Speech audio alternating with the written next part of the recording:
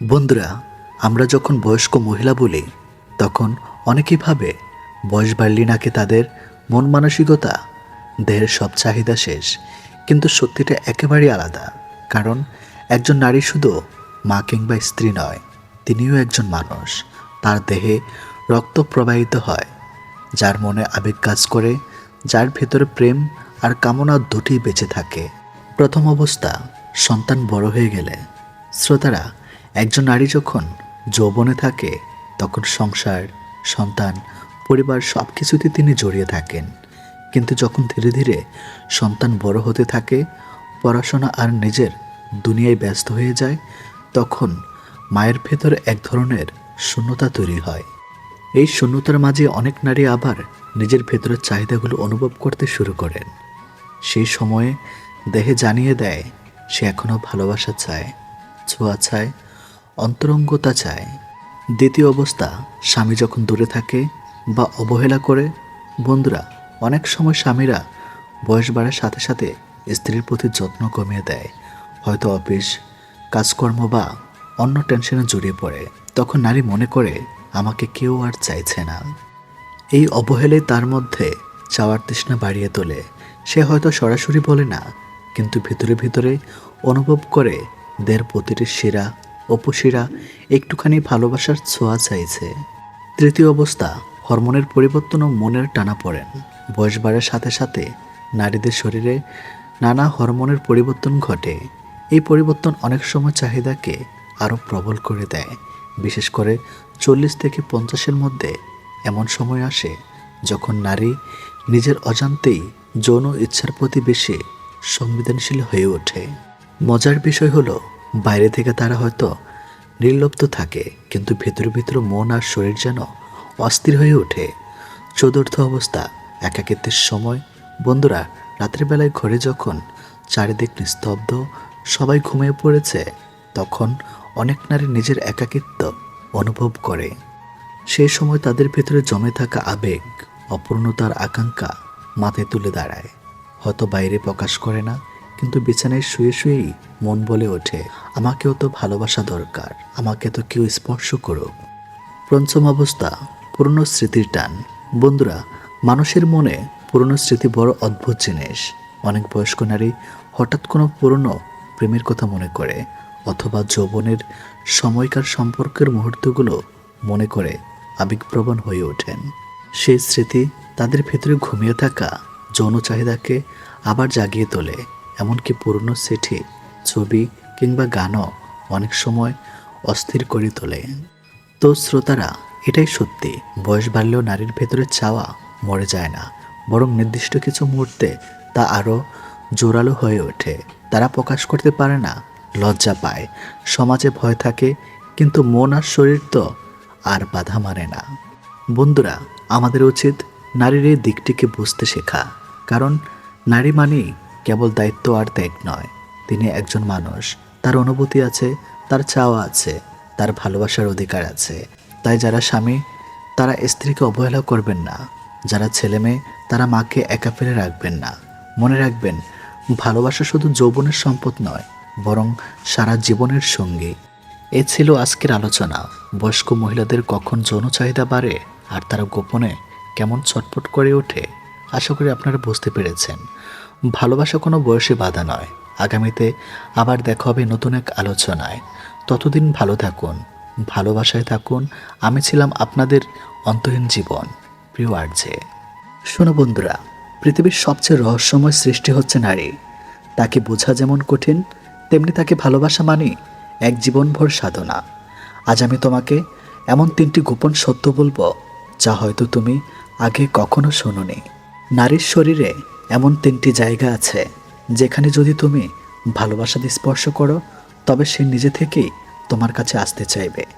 কিন্তু থামো, এখানে ভুল বোঝার কোনো জায়গা নেই। আমি যেটা বলছি সেটা হলো সততা, আবেগ আর সত্যিকারের ছোঁয়া। কারণ নারী কখনো শরীর দিয়ে শুরু করে না, সে শুরু করে মন দিয়ে। নাম্বার 1, নারীর চুলে হাত রাখা। বন্ধু, একবার ভেবে দেখো তো, মেয়েরা যখন ছোট থাকে তখন মা প্রতিদিন তার চুলে হাত বুলিয়ে দেয়, আশ্রয় দেয়, আর সেই মুহূর্তে সে নিরাপত্তা খুঁজে পায়। বড় হওয়ার পর সেই অনুভূতিটা সে পুরুষের কাছ থেকেও চায়। যখন তুমি আলতো করে তার চুলে হাত রাখো, সে শুধু একটা স্পর্শ পায় না, বরং ভেতরে ভেতরে অনুভব করে এই মানুষটা আমাকে নিরাপত্তা দিচ্ছে, আমাকে ভালোবাসছে। এই নিরাপত্তার অনুভূতি থেকেই নারী ধীরে ধীরে কাছে আসতে শুরু করে। বিশ্বাস করো, তুমি যদি তার চুলে হাত রেখে ভালোবাসা দাও, সে একদিন তোমাকে নিজের ভেতরে সব দরজা খুলে দিবে। নাম্বার 2, নারীর হাতের তালু ধরা। তুমি হয়তো ভাবছ হাত ধরা এত বড় কিছু। হ্যাঁ বন্ধু, নারীর কাছে হাত ধরা মানে শুধু আঙ্গুল ধরা নয়, বরং একটা প্রতিশ্রুতি। যখন তুমি আলতো করে তার হাতের তালু ধরো, তখন সে বুঝতে পারে তুমি তাকে ছেড়ে যাবে না। নারীর মনে তখন একটাই ভাবনা কাজ করে, এ মানুষটা আমার পাশে আছে, আমায় সম্মান করছে, আমার দুঃখ কষ্টে সঙ্গী হবে। মেয়েরা সম্পর্কের গভীরতায় হাতের তালুর স্পর্শ থেকে অনুভব করে ভালোবাসার সততা, আর এভাবে তার ভেতরের দ্বিধা সংকোচ দূর হয়ে যায়।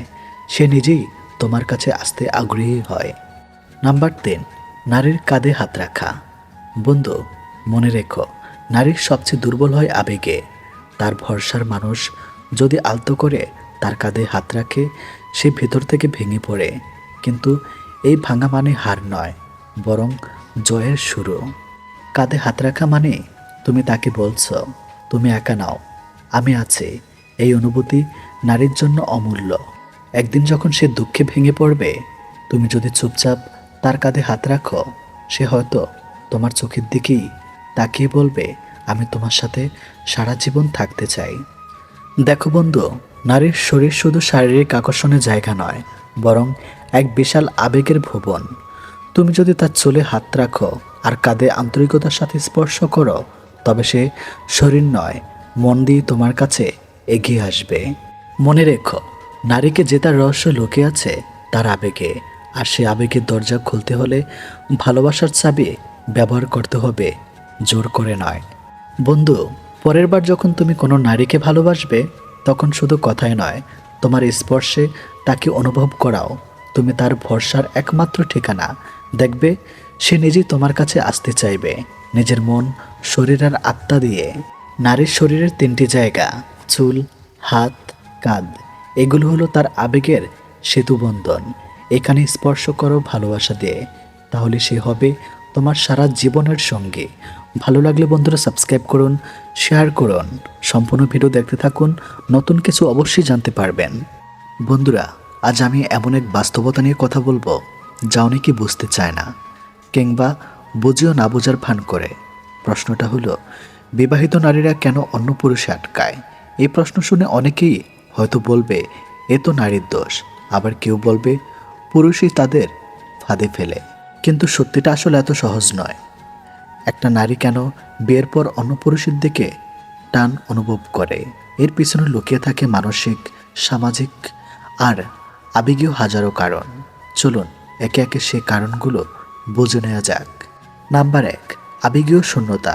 অনেক নারী বিয়ের পর স্বামীর কাছ থেকে ভালোবাসা, সে আগ্রহ, যত্ন, আদর, যেটা বিয়ের প্রথম দিকের দিনগুলোতে পেতেন, তার পান না।